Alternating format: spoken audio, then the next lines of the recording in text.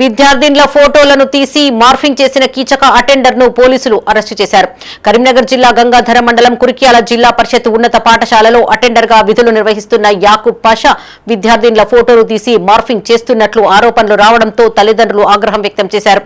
Head master కమల ఫిర్యాదు మేరకు CI Pradeep Kumar, Gangadhara SI Vamsikrishna పాఠశాలకు చేరుకుని నిందితుడిని అదుపులోకి తీసుకుని విచారణ చేపట్టారు.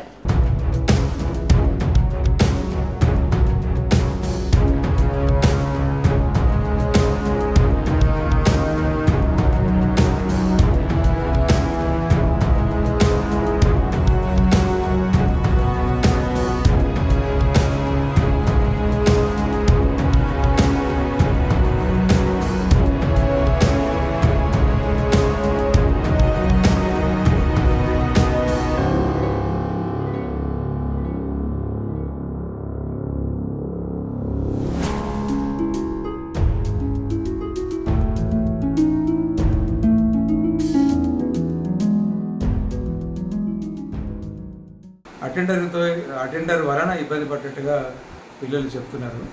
ఏమి ఇబ్బంది అనేది వాళ్ళు నివేదిక తయారు చేసుకున్నారు. వాళ్ళు జిల్లా ఉన్నతాధికారులకు ఇస్తారు. దాని ప్రకారం వారు యాక్షన్ తీసుకుంటారు. దాని ప్రకారంగా మేము నడుచుకుంటాం.